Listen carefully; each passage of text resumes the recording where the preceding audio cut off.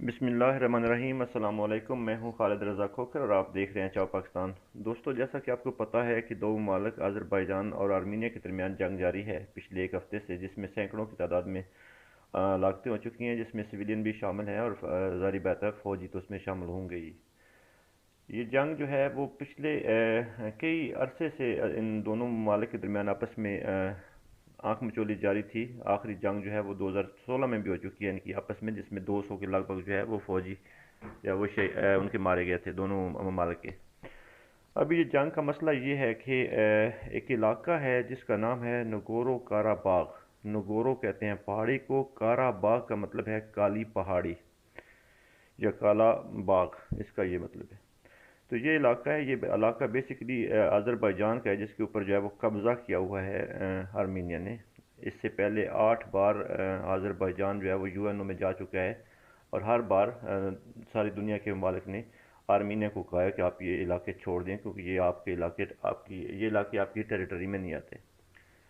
मगर ज़ाहिर बात है, जब बातों से जब कोई ना माने तो फिर ये कुछ लोग ऐसे होते हैं या कुछ ममालिक ऐसे होते हैं जो लातों के भूत होते हैं, वो लातों से मानते हैं। तो इसलिए फिर मजबूरन अज़रबैजान को जो है वो अपने इलाके वापस लेने पड़े, और लगता यूँ ही है जैसे अज़रबैजान ने अपने इलाके लेने के लिए शायद जो है वो हमला किया होगा पहले। अभी तक दोनों ममालिक में से कोई भी ऐसा मुल्क नहीं है जो ये मान रहा हो कि मैंने पहले हमला किया या उसने पहले हमला किया। इस तरह की भी कोई बात सामने नहीं आई, मगर फितरी तौर पे यूँ ही लगता है कि जैसे शायद अज़रबैजान ने हमला किया हो अपने इलाके वापस लेने के लिए।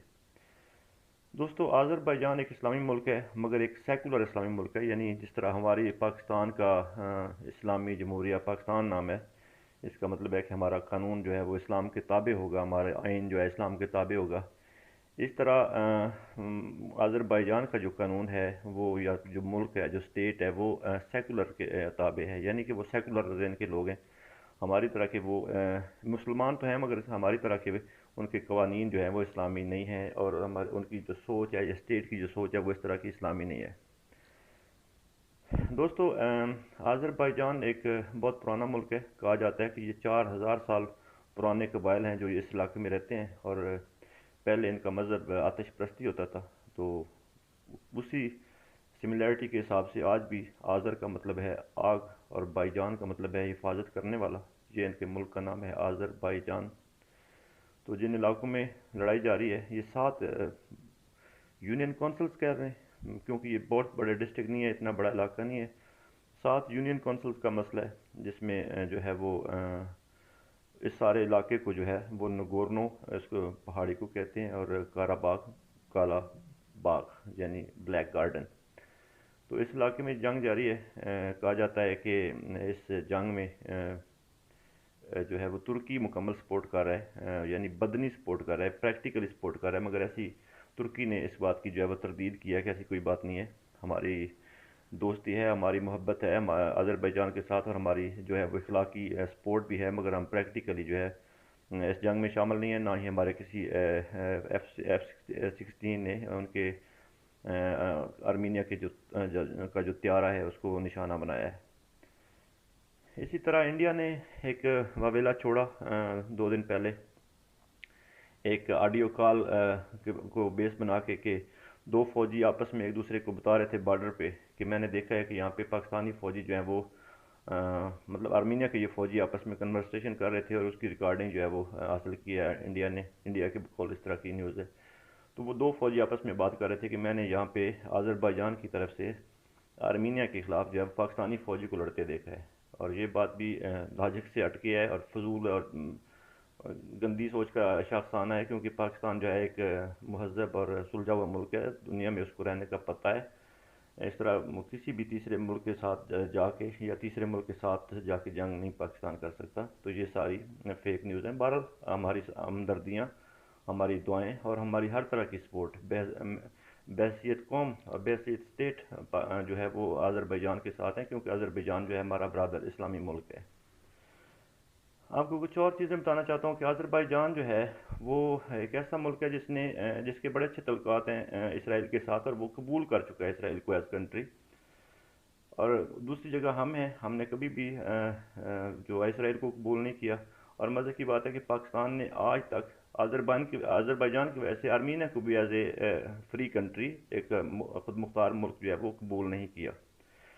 تو وہ بھی ان کا ہمارے ساتھ ایک کلیش چل رہا ہے. اور ظاہری بات ہے ہم اپنے اسلامی ممالک جو ہمارا مسلم ممالک کا بلاک ہے اس کو ہم نہیں چھوڑ سکتے. تو اس بلاک کی وجہ سے اس آذربائیجان کا جو کلیش ہے نگورو قراباغ کا، اس کی وجہ سے ہم جو ہے وہ آرمینیا کو آج تک بھی ایک فری کنٹری جو ہے وہ نہیں مانتے. یہ جو علاقہ ہے یہ کیپسین سی اور بحر احمر جو ہے اس کے درمیان ہے، اور ان دو ممالک کے درمیان علاقہ ہوتا ہے. اس کو کوکاف کا علاقہ کہتے ہیں. کوکاف کے بارے میں آپ نے گانا بھی سنا ہوگا، بہت سی سٹوریاں، عطا اللہ عیسیٰ خیلوی کا بھی آپ نے گانا سنا ہوگا. تو کوکاف جو ہے یہ ان جو سمندروں کے درمیان جو علاقہ ہے، جس میں آرمینیا ہے، آذربائیجان ہے، جورجیا ہے، چیچنیا ہے، اور کچھ علاقے جو ہیں وہ ترکی کے بھی آتے ہیں. یہ سارا علاقہ جو ہے یہ کوکاف کا علاقہ کہلاتا ہے. یہ بڑا امپورٹنٹ علاقہ ہے. اس علاقے میں کیونکہ ساتھ رشیا ہے، ساتھ جو ہے ایک سائڈ پہ ترکی ہے، دوسرے سائڈ پہ ایک ملک چھوڑ کے پاکستان آتا ہے، پھر ایران بھی ہے. تو ہر حوالے سے یہ بڑا امپورٹنٹ ایریا ہے جنگی حساب سے. تو اب جب جنگ چھڑی ہے تو دنیا اس معاملے میں اوورال جو ہے وہ خاموشی کا اظہار کر رہی ہے. یعنی کوئی بھی کود کے کسی ایک گروپ میں نہیں جا رہا. ترکی نے جو ہے وہ کھلم کھلا اخلاقی سپورٹ دیا ہے اس کو، آذربائیجان کو، اور فرانس نے آرمینیا کو سپورٹ دی ہے اور ترکی کے خلاف بات کی ہے. مگر یہ کہ ترکی جو ہے وہ نیٹو کا ایک ممبر ملک ہے، اس لیے جو ہے وہ کوئی بھی یورپین کنٹری جو ہے وہ ترکی کے خلاف اس طرح بات نہیں کر سکتا، کیونکہ یہ نیٹو والے خود مانتے ہیں کہ نیٹو میں سب سے پاورفل جو ایئر فورس ہے وہ ترکی کی ہے. تو اور دوسری طرف جو چائنا ہے، چائنا اس معاملے میں مکمل طور پر ابھی تک خاموش ہے، اور وہ خفیہ طور پہ جیسے ہمدردی ہوتی ہے وہ شاید ان کی زیادہ آذربائیجان کے ساتھ ہو، کیونکہ پاکستان اس سائڈ پہ ہے. رشیا نے دونوں ملکوں کے درمیان ڈائلاگ کی بات کی ہے اور کہا ہے کہ ہم جو ہے وہ آپ کو ہوسٹ کرنا چاہتے ہیں، مگر دونوں ملکوں نے کہا ہے کہ ابھی تک جو ہے وہ مذاکرات کا ٹائم نہیں آیا. اور ایران مکمل طور پہ خاموش ہے. ایران کے اچھے تعلقات ہیں دونوں ملکوں کے ساتھ. ایران بھی مکمل طور پہ خاموش ہے. امریکہ بھی خاموش ہے، اور تقریباً سارے یورپی یونین جو ہے وہ اس معاملے میں ابھی تک خاموش ہے، اور یہ دونوں ملک جو ہے وہ آپس میں لڑ رہے ہیں.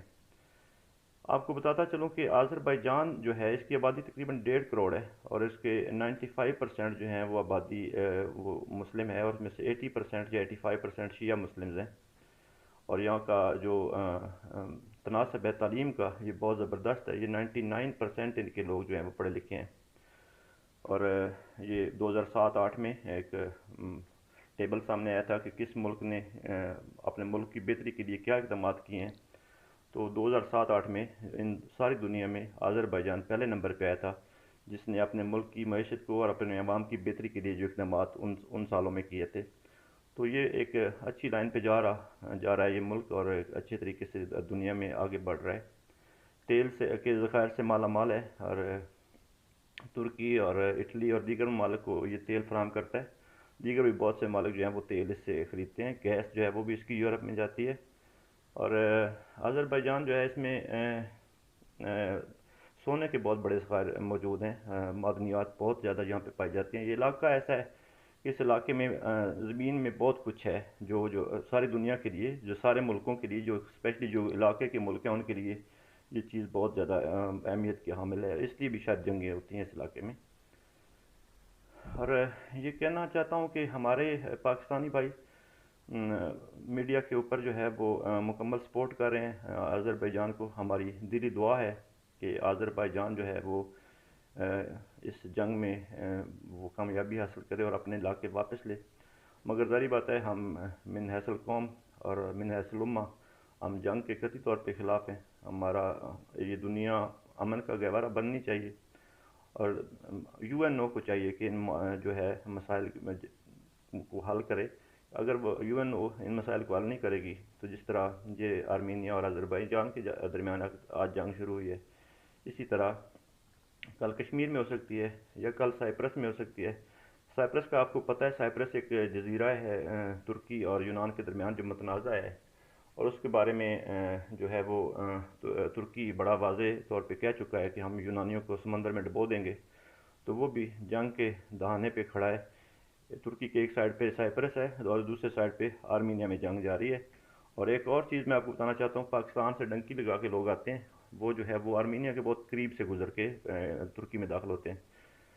تو ایسے تمام دوست جو راستے میں ہیں یا ڈنکی لگانے کا سوچ رہے ہیں، وہ خدارہ نہ آئیں، کیونکہ ان دونوں بارڈروں کے اوپر انتہائی جو ہے وہ سختی ہے، اور کسی کی جو گولی ہے وہ آپ کی جان لے سکتی ہے۔ اس لیے ان دنوں میں ڈنکی لگانے کی بالکل بھی کوشش نہ کریں، کیونکہ سائپرس کی وجہ سے اور آرمینیا آذربائیجان کی جنگ کی وجہ سے بارڈروں کے اوپر جو ہے وہ صورتحال بہت ٹف ہے اور بہت سخت ہے۔ دوستو اپنا خیال رکھیے گا، اور براہ کرم میں اس ویڈیو کو بنانے کے لیے، یہ ساری چیزیں آپ کے سامنے لانے کے لیے، یہ ساری معلومات آپ کے سامنے پیش کرنے کے لیے بہت سا ٹائم جو ہے وہ ضائع کرتا ہوں، لگاتا ہوں اس کے اوپر، اور پھر جا کے ویڈیو بنتی ہے۔ تو براہ کرم میرے اس چینل کو لازمی سبسکرائب کریں۔ منتیں کرنے کے باوجود بھی ابھی 115-16 سبسکرائبر ہیں، تو براہ کرم میرے اس چینل کو لازمی جو ہے سبسکرائب کر کے دیگر دوستوں تک پہنچائیں، تاکہ میں آپ کے لیے مزید بہتر انفارمیشن جو ہے وہ لے کے آ سکوں، اور امید کرتا ہوں کہ آپ سب جو ہے میرا بھرپور ساتھ دیں گے۔ اللہ آپ سب کا حامی و ناصر ہو۔ اللہ حافظ۔